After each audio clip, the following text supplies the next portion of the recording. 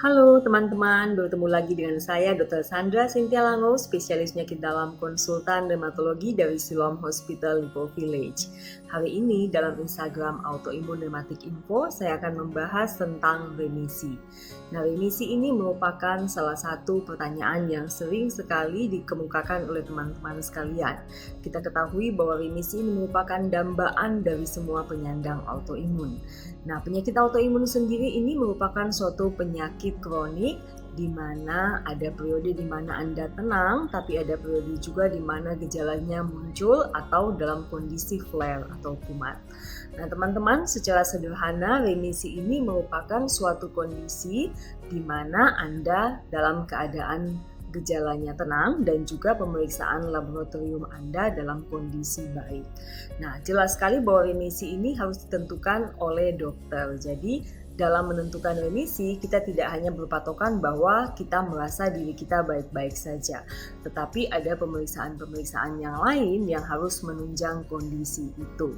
Nah, teman-teman, menentukan remisi sebenarnya tidak mudah. Jadi, dokter pun menentukan remisi tidak berdasarkan pendapat pribadi dari sang dokter. Namun, ada suatu kriteria-kriteria khusus yang dimana kriteria ini berbeda loh antara satu penyakit dengan penyakit yang lain. Sebagai contoh, untuk penyakit-penyakit rematik autoimun, misalnya untuk lupus, kriteria remisinya berbeda. Untuk rheumatoid arthritis, kriteria remisinya pun berbeda. Untuk artritis psoriatik, untuk Sjogren syndrome, untuk skleroderma, masing-masing memiliki kriteria remisi yang berbeda-beda. Dan ini sudah ada panduannya, bukan berdasarkan pendapat pribadi sang dokter. Nah, berdasarkan panduan ini, rheumatologis bisa menentukan Anda dalam kondisi remisi atau tidak.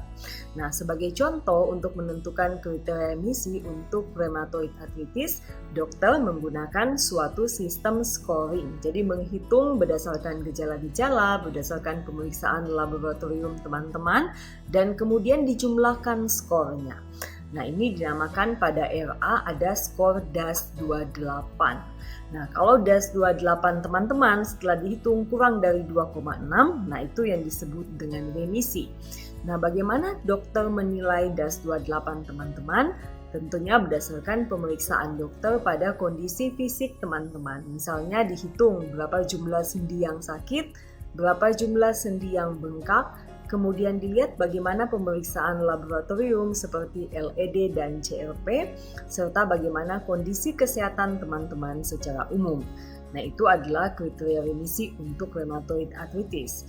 Teman-teman, buat lupus berbeda lagi. Jadi, rheumatologis menentukan teman-teman remisi atau tidak berdasarkan kriteria antara lain, misalnya contohnya adalah kriteria SLEDAI, di mana dikatakan remisi kalau SLEDAI-nya kurang dari 0. Nah, ini SLEDAI adalah juga dalam bentuk skor. Jadi skor berdasarkan gejala-gejala teman-teman, kemudian berdasarkan hasil lab teman-teman, ini dijumlahkan. Nah, kalau skornya rendah, maka itu berarti kondisi teman-teman semakin baik.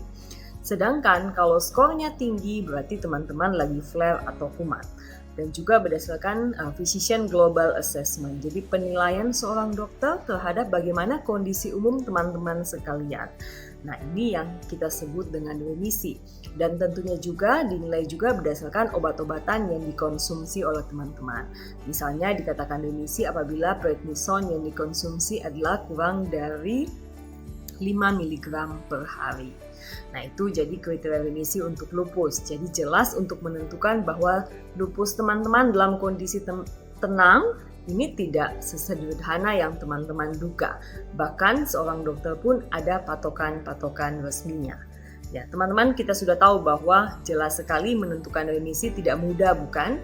Jadi yang berhak untuk menentukan teman-teman ini remisi atau tidak adalah dokter yang merawat. Dan tentunya dokternya sendiri pun ada panduan resminya loh. Jadi tidak sekedar asal bahwa menentukan teman-teman sudah remisi atau tidak. Jadi sebelum teman-teman memutuskan untuk menilai bahwa diri teman-teman sudah remisi atau tidak, tentunya paling penting sekali harus berkonsultasi dengan dokter yang merawat untuk memastikan bahwa benar kondisi kita sudah remisi atau tidak. Nah, kalau kondisi kita sudah remisi, jangan menghentikan pengobatan tanpa panduan rujukan dari dokter. Nah, biasanya kalau kondisi kita sudah mencapai remisi, dokter akan menurunkan dosis obat secara perlahan sambil memantau apakah remisi teman-teman itu berlangsung dalam waktu yang lama atau tidak. Demikian teman-teman penjelasan singkat mengenai remisi, semoga bermanfaat. Sampai bertemu kembali dalam Instagram Autoimun Rematik Info edisi selanjutnya.